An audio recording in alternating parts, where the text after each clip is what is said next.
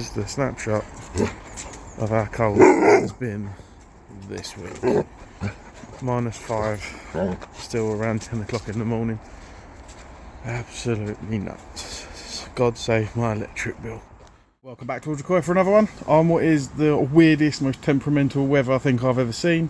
We've had a week of pretty much -5 and lower all week, and then today we are in a nice, well, I can hear the wind actually building up the background. We're up to 9-10 degrees already, so weird weather. And typically the week I've done this has been the worst weather I think I can remember in a long time when it comes to freezing temperatures. What I'm going to be talking about today, as you've seen, is how much the IBC has cost me to heat this week. So just a quick recap. This is 1,000 litres plus whatever the capacity of the roto shower filter is, which is just around there. This is housing my grow ones for this winter. Some fish that I've put in there, some of my select ones that I picked up last season. I'm trying to see if any of them will boom and turn into absolute monsters. And obviously to do that I am heating the IBC. I have now upped the temperature to 26 degrees for the foreseeable, because I keep toying with the idea, and now the weather's picked up. I was waiting to do it. I've decided to do it. But I have been heating this to 24 degrees. So everything I talk about today, we're getting this running at 24 degrees C. This has been the most expensive week by far. I want to say by far. I haven't worked out what it was costing me before, because again, as I said, I started using the monitor, which you can see here, exactly a week ago, last Sunday, the exact same time I took the reading today to make sure that I had a full week within that period. So yeah, let's get to it. So it's been on for 2 whole days and 36 minutes over the past 7 days. So in the past 7 days this has been running, the heater has had to come on and had to have its 2,000 watts or just short of to power its heating element for 2 days and 36 minutes. So pretty good when you consider that that's obviously over 7 days. My insulation is doing an absolutely cracking job at keeping the heat in. Really pleased with that. And obviously staying at the temperature of 24 degrees the entire time. So I have it dropping to 23.8. As soon as the water hits 23.8 degrees, the heater kicks in and it brings it back up to 24, and then it will switch the heater off again. And that's the continuous cycle. Hello, cat. So yeah, in total it's cost me 25 quid this week to run, which isn't overly awful. I'll chuck up a couple of images of the monitor and then showing you how the prices worked out. Our current energy cost is 29p a kilowatt hour, and it's used 86 kilowatt hours, or just over 86 kilowatt hours during that week. So pretty interesting. Pretty pleased with that actually, because I thought it would be a lot worse given how cold it has been. It's been, like I said, the coldest I remember it for a long time.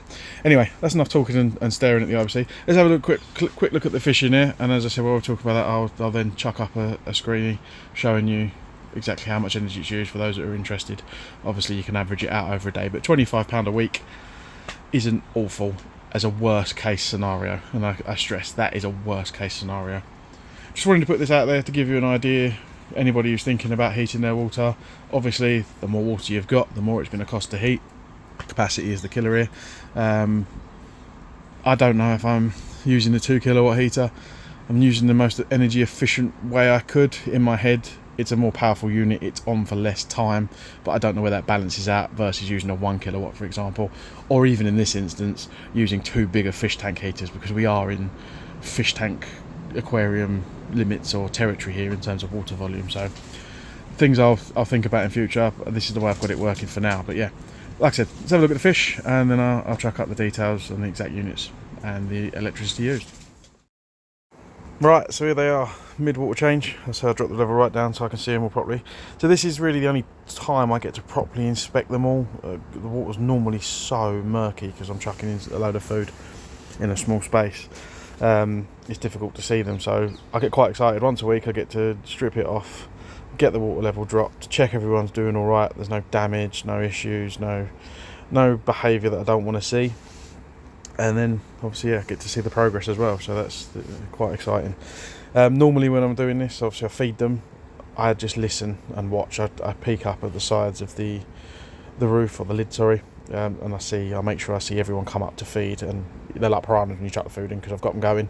You chuck it in, you just hear the water disturbing, the splashing going on, as they all take on copious amounts. And I'm really pleased with how they're coming on. They've all grown, bar one. There's one that I don't think's grown at all, and that's my small kahaku. The rest of them are all putting on some good size and body shape as well, more importantly.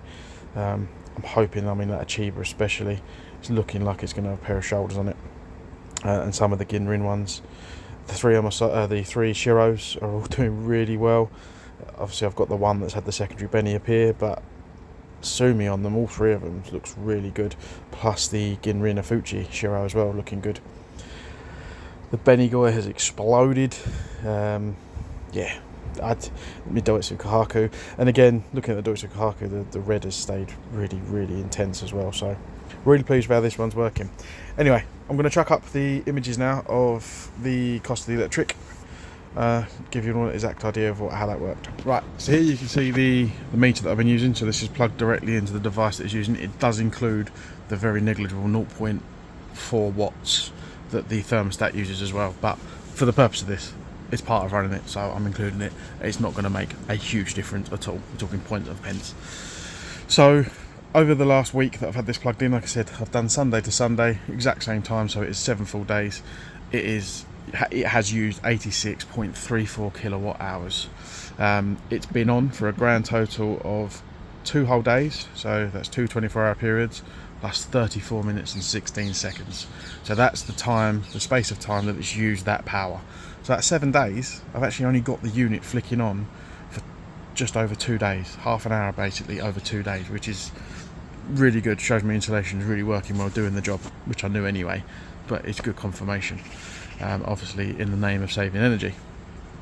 Our current price cap is, and we are on the price cap tariff, we don't get any off and up down peak stuff on our provider, so we are paying the 0.29 pence per unit, which went up in January this year. So obviously this was costing me a little bit less prior to that, and hopefully will cost a lot less once the April cap comes in again.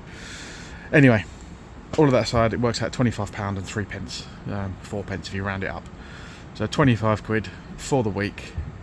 Pretty happy with that. Was costing less before Christmas, but they changed prices. That, like I said, worst case scenario as well, it's been very, very cold, which that weather hopefully isn't going to last long. We normally get, especially down in the southeast, a nice little pocket of warmer weather than most of the country, and we don't tend to get battered with everything. So I'm hoping that's it, and I'll get some cheaper running costs. Anyway, that's it for today, guys. I hope you found that useful. Again, interesting, just give it an insight if anyone is considering a grow one. You'll know my feelings on grow ones. I think it's the most enjoyable part of the hobby, actually watching the fish grow as you pile the food on, get the shape, colours right, etc. And just like fiddling around with different ways of doing that, and hopefully I'll be lucky enough one day to get some tosai that are going to have the potential to go over 100 centimetres. Give us a like, give us some support, give us a subscribe, and again, thank you for all the support you have shown me previously, and help me continue to grow the channel, and let me know if you like this content. Take care, guys. Have a good week.